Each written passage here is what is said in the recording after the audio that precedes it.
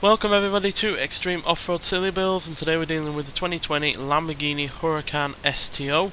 Now this has 1,334 horsepower, 848 pounds-feet of torque from its 5.7 litre twin-turbocharged V10 engine. The car itself now weighs 2,987 pounds.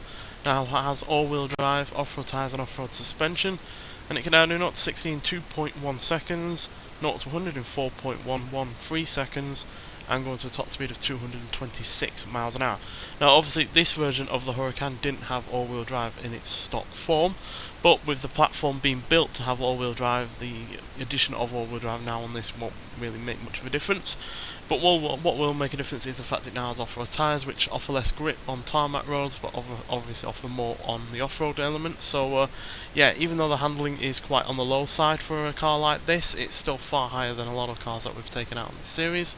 And all of the other stats are fairly impressive, especially the off-road capability for what is obviously a mid-engine supercar. But yeah, the braking launch and the acceleration are all great, and yeah, the fastest Lamborghini we've had on this series so far has been the Cyan Roadster, which still is in 25th place despite all of the other cars that have gone quicker than it ever since that got taken out. So yeah, let's hope this can do just as well, if not better than that car. What this has as an advantage over the Cyan is the fact that it's smaller and lighter, so that should hopefully make a difference. But you never know with cars in this series, they could really surprise you or just be as good as you might expect. So yeah, but one of the other advantages this does have over the Cyan is the fact that it's got anti-lag, which obviously that the Cyan did not have at the time because it wasn't part of this game. So yeah, oh dear.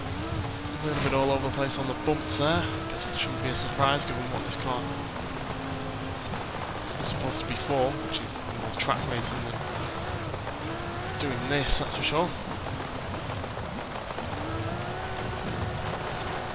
We have seen some supercars and hypercars that have done remarkably well on this series, so it really wouldn't surprise me if this was another one of those, but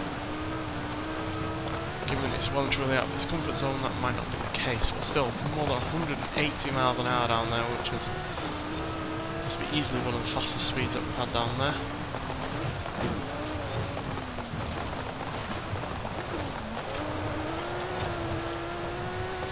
Yeah, it's not struggling with the all-wheel drive system whatsoever, because like I said, it was originally made for that. It just so happens that this version has knocked that all-wheel drive system into the bin, basically. But yeah, the platform is still set up for all-wheel drive, so there's no issues whatsoever with this car. So unlike with the Illumicraft in the previous episode, shouldn't get too much understeer.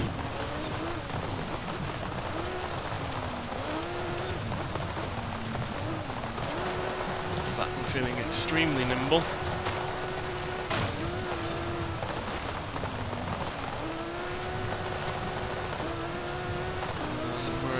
Power down in a reasonable manner as well, despite the off-road conditions.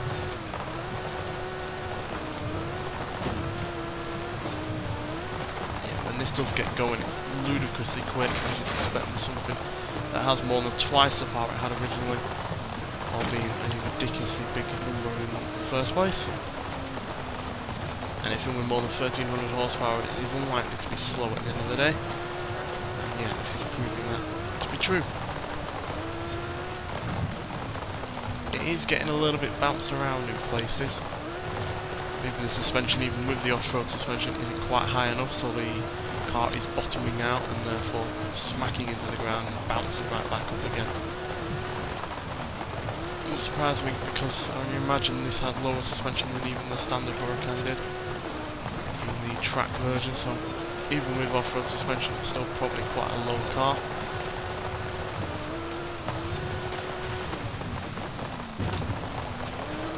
It's getting up into the air.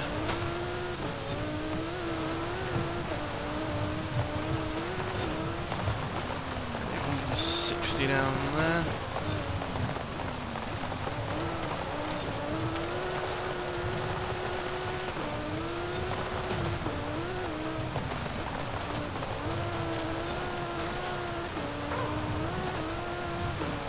.42 across the finish line and a time of 3 minutes 12 seconds .351, so that has blitzed the Cyan Roadster by more than 6 seconds, and that has put us right into third place. The RJ Anderson unfortunately did not hold that podium position for very long. It's only been a couple of episodes or so, and yeah, that means we're only just over 0.2 of a second slower than the Hot Wheels 2 jets, and less than a second slower than the Rimac Nevera, which had even more power than this, and yeah, it was ludicrously quick in some areas. So yeah, third fastest car is a mid-engined, you know, supercar come track car. So yeah, that is mightily impressive, especially considering how much it was getting thrown around at times. It was, yeah, like I said, while running the car down that course, it was bouncing up and down a lot at the times, because I feel like the bottom of the car was, you know, bottoming out and hitting the road surface and then bouncing back up as it hit it. So yeah, but yeah, despite that, it was really rather quick, and as you saw, it was getting to some remarkably quick speeds at times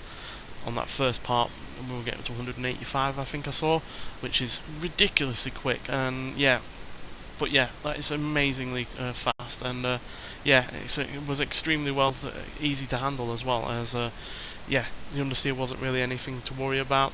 The power was being put down in a reasonable manner. Yes, it was revving off, hitting the rev limiter at times, but that was just it, just trying to get a little bit of traction. But once it got through the gears, it was really quick. So yeah, massively surprised by how much quicker it is than the Cyan Roadster, but not surprised that it is ultimately a quick car. Just wasn't expecting it to be, you know, into the top 3. So yeah, but it just goes to show that a car that isn't necessarily made for this kind of series can, you know, still surprise you.